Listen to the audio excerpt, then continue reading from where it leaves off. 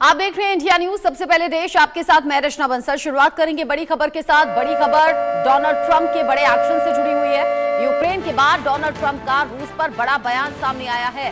Donald Trump ने रूस को दी है खुली धमकी। ट्रंप ने रूस को टैरिफ बढ़ाने की धमकी दी है। रूस पर बड़े पैमाने पर पाबंदी लगा सकते हैं, ये ट्रंप ने सीधे सीधे संकेत दे दिए। साथ ही ट्रंप कह रहे हैं युद्ध विराम की बात करें। यूक्रेन के बाद ट्रंप का रूस पर बड़ा बयान सामने आया। डोनाल्ड ट्रंप ने रूस को दे दी है खुली धमकी। टैरिफ बढ़ाने की यह धमकी दी गई है। रूस पर बड़े पैमाने पर पाबंदी लगाने की तैयारी अब डोनाल्ड ट्रंप की है। कह रहे हैं युद्ध विराम की बात करें वरना पाबंदी लगाएंगे, यानी कि मुश्किलें बढ़ सकती हैं यहां रूस की। अमेरिका की तरफ से, डोनाल्ड ट्रंप की तरफ से लगातार पिछले कुछ दिन में कुछ बड़े फैसले हुए हैं और अब ये जो टैरिफ वाली नीति है ये डोनाल्ड ट्रंप की कई देशों को परेशान और बेचैन कर रही है। ऐसे में यूक्रेन यानी कि व्लादिमीर ज़ेलेंस्की से बात हुई, तीखी बहस हुई और उसके बाद अब रूस को सीधे तौर पर ये चेतावनी एक तरीके से डोनाल्ड ट्रंप की ओर से दी गई है और ये कहा गया है कि युद्ध विराम पर बात करें, समाधान निकाले युद्ध का, वरना पाबंदी लगाई जाएंगी। ये पाबंदी टैरिफ के तौर पर हो सकती है, ये कुछ अलग अलग तरह के प्रतिबंध हो सकते हैं जिससे रूस की परेशानी हो सकता है कि बढ़ जाए। इसको लेकर बात हम करेंगे। मेरे साथ में खास मेहमान जुड़ गए हैं। अरविंद सिंह तेजावत जी मेरे साथ में विदेश मामलों के जानकार के तौर पर जुड़े हुए हैं। Group captain retired UK Devnath sir मेरे साथ में डिफेंस एक्सपर्ट के तौर पर जुड़े हुए हैं। आप दोनों का ही इंडिया न्यूज पर स्वागत। UK Devnath sir, Donald Trump ने जब से सत्ता संभाली है वो एक के बाद एक बड़े और कड़े फैसले कर रहे हैं। कई देशों की बेचैनी बढ़ी हुई है। अभी ज़ेलेंस्की से बहस के ठीक बाद में रूस को लेकर जो ये बयान दिया है इसे कैसे देखें और कितना असर रूस पर इसका होगा? रचना जी, डोनाल्ड ट्रंप जो हैं वो अपने हठधर्मी और तुक मिजाजी के लिए जानते हैं। वो अचानक कोई डिसीजन ले लेते हैं और कहते हैं मैं इसको इम्प्लीमेंट कर दूंगा। लेकिन रूस के साथ जो उनका ये टैरिफ वाला धमकी है, ये शायद धमकी नहीं है, उन्होंने सिर्फ जिक्र मात्र किया है। ये समझना पड़ेगा कि इस तरह की धमकी उन्होंने दुनिया के काफी देशों, दूसरे देशों को भी दी थी, जैसे कि मेक्सिको, कनाडा, चीन। और फाइनली हम देख चुके हैं कि मेक्सिको और कनाडा के साथ उन्होंने इसको अभी अमल पर नहीं लाए। 1 महीने की और मोहलत दे दी है कि मेक्सिको और कनाडा जो है वो अपना जो टैरिफ पॉलिसी है उसको थोड़ा नरम कर लें। तो इसी तरह से रूस के साथ जो कर रहे हैं ये धमकी कम है और नेगोशिएटिंग टूल ज्यादा है। हमें इस टैरिफ वॉर जो है जो डोनाल्ड ट्रंप चीन के साथ कर रहे हैं या दूसरे देशों के साथ कर रहे हैं, भारत के साथ भी कर रहे हैं, उसको रूस के साथ नहीं जोड़ना चाहिए। डोनाल्ड ट्रंप चाहते हैं कि रूस और यूक्रेन का जो युद्ध है वो एकदम अलग मसला है। उसके लिए टैरिफ की धमकी की जरूरत ही नहीं है। पुतिन से उन्होंने पिछले महीने 1.5 घंटा बात की थी टेलीफोन पर। अभी 10 दिन पहले ही सऊदी में, रियाद में दोनों रूस और अमेरिका के विदेश मंत्रियों की मीटिंग हुई थी, जो कि बहुत ही सौहार्दपूर्ण रही और काफी कॉमन ग्राउंड्स उन्होंने फाइंड किए हैं। तो रत्ना जी, मेरा ये आकलन है कि डोनाल्ड ट्रंप जो दबाव जो बात कर रहे हैं रूस के बारे में, वो दबाव कम और अंतर्राष्ट्रीय राजनीति का एक तरीका है। लेकिन डोनाल्ड ट्रंप चाहते हैं कि सीज फायर हो जाए। सीज फायर के लिए उन्होंने पुतिन को राजी कर लिया है, पुतिन राजी हो गए हैं, लेकिन जेलेंस्की अभी तक राजी नहीं हुए हैं। जेलेंस्की को अगले हफ्ते बुलाएंगे, मिनरल डील वाशिंगटन में साइन करेंगे और जेलेंस्की भी राजी हो जाएंगे पीस टॉक के लिए। जी, आप बता रहे हैं कि जो दिख रहा है उससे थोड़ा अलग रिजल्ट सामने आ सकते हैं, बातचीत हो सकती है और ये सोल्यूशन की तरफ जा सकता है। अरविंद सिंह तेजावत जी, क्या आपको भी लग रहा है कि ये सिर्फ कहने के लिए एक बातें कही गई हैं, बहुत जल्द कोई सोल्यूशन निकल जाएगा?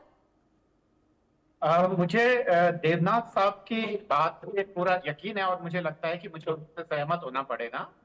हम बहुत सारे दूसरे प्लेटफॉर्म पे भी जो हमने पैनल शेयर किया है वहां पे भी हमने लगभग यही बात बोली है और मुझे ऐसा लगता है कि इसके पीछे एक खास बात है। देखिए, अगर अमेरिका चीन पे बहुत बड़ा टैरिफ लाता है तो जो चीनी सामान है वो अमेरिका में महंगा होगा और ऐसे में वो अल्टरनेट ढूंढ रहा है और वो वियतनाम होगा या मैक्सिको होगा।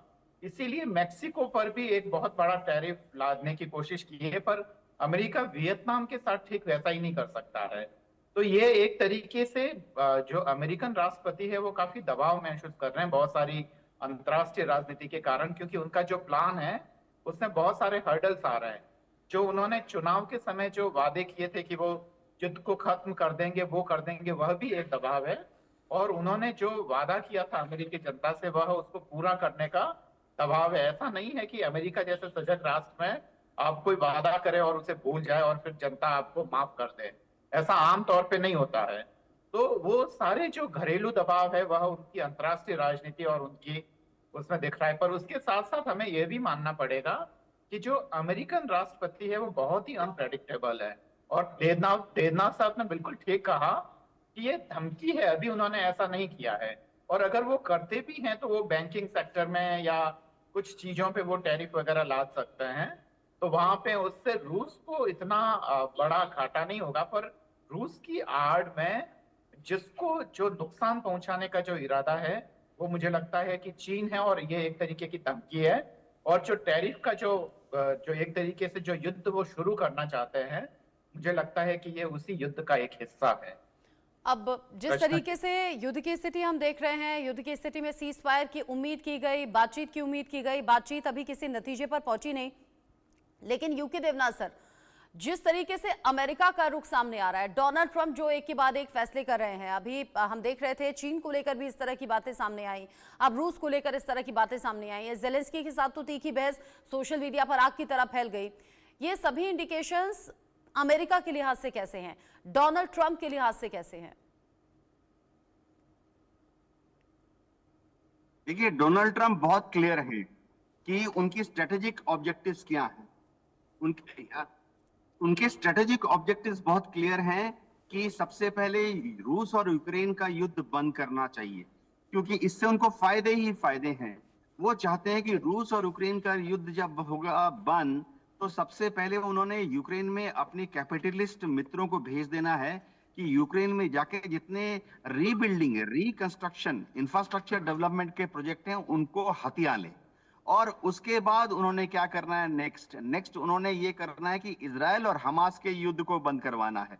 हाँ, जैसे ही इजराइल और हमास के युद्ध को बंद कराया तो गजा का रिकंस्ट्रक्शन का प्लान चालू हो जाएगा।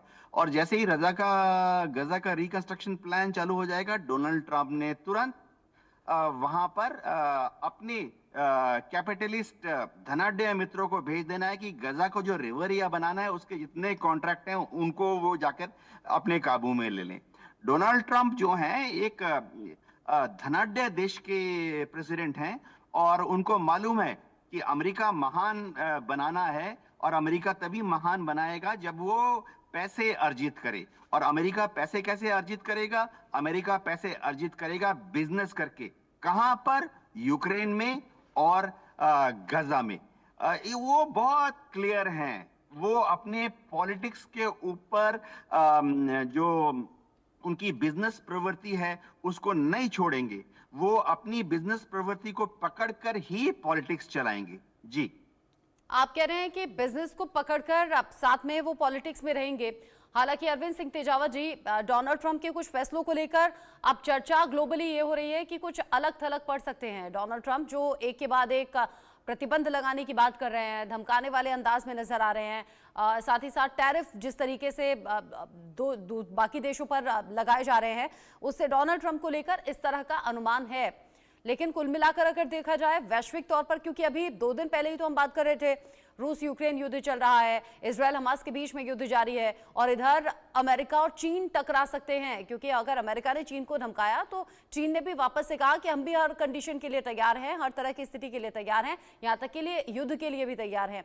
अब ऐसे में युद्ध रोकना वैश्विक तौर पर कितना ज्यादा जरूरी, और रूस यूक्रेन के बीच में अगर ये युद्ध थमता है तो क्या रीजन रह सकते हैं, और क्या वो इनिशिएटिव हो सकते हैं जो होने चाहिए?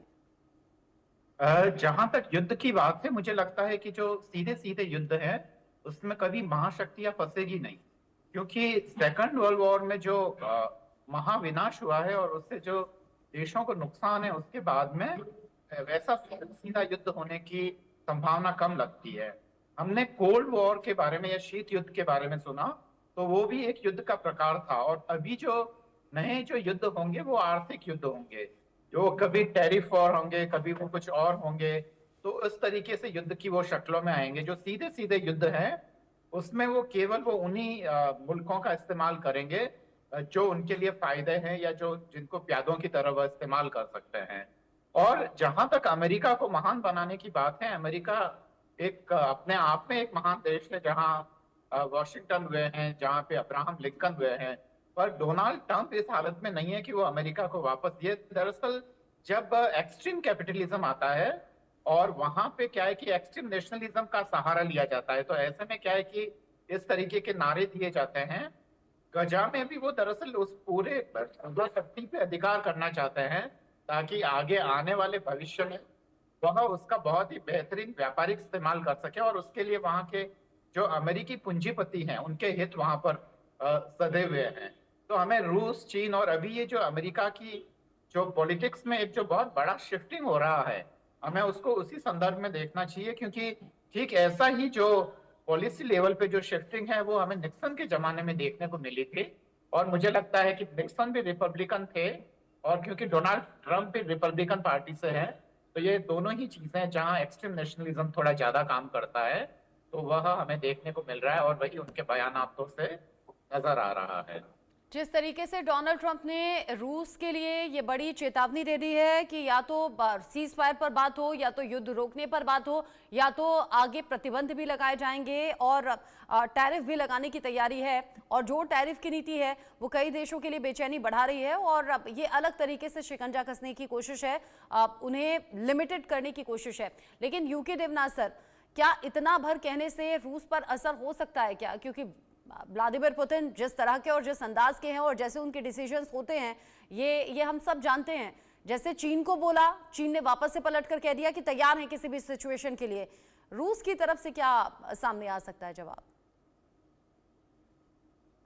जी हाँ, डोनाल्ड ट्रंप का जो काम करने का नजरिया है वो ऐसा है, जो कि उन्होंने बता ही दिया है कि अमेरिका फर्स्ट और मेक अमेरिका ग्रेट अगेन, यानी अमेरिका को अब एक महान देश बनाना है। ऐसा नहीं कि अमेरिका महान नहीं था, लेकिन डोनाल्ड ट्रंप का नजरिया ये है कि वो अमेरिका को महान बनाएंगे, दुनिया के दूसरे देशों को अपनी प्रतिस्पर्धा, देखिए प्रतिस्पर्धा जो लगा रहे हैं वो है कमर्शियल, ट्रेड, बिजनेस, फाइनेंस, व्यापार।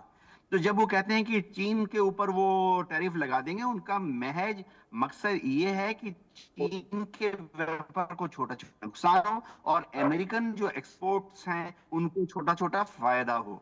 डोनाल्ड ट्रंप चाहते हैं कि चीन से, मेक्सिको से, कनाडा से जो अनावश्यक गैर जरूरी इंपोर्ट है वो उस पर एक काबू लाया जाए, जिसकी छवि देख चुके हैं। जैसे ही उन्होंने बोला कि मेक्सिको के ऊपर टैरिफ, और बाद में जो उनकी ट्रेड एंड इंडस्ट्रियल बॉडी है जिसमें कि ऑटो लॉबी बहुत स्ट्रांग है, वो सब गए वहां पर।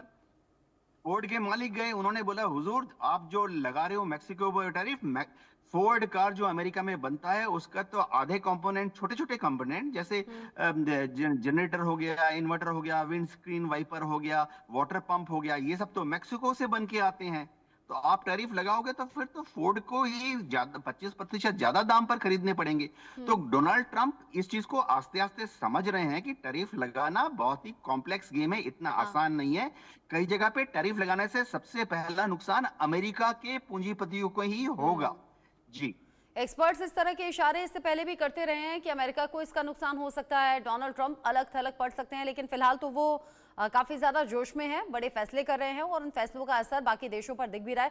देखते हैं कि रूस यूक्रेन के बीच में युद्ध की स्थिति में क्या असर होता है डोनाल्ड ट्रंप के इस बयान का। बहरहाल आप दोनों का शुक्रिया, यूके देवनाथ सर और अरविंद तेजावत जी, इंडिया न्यूज के साथ जुड़ने के लिए शुक्रिया।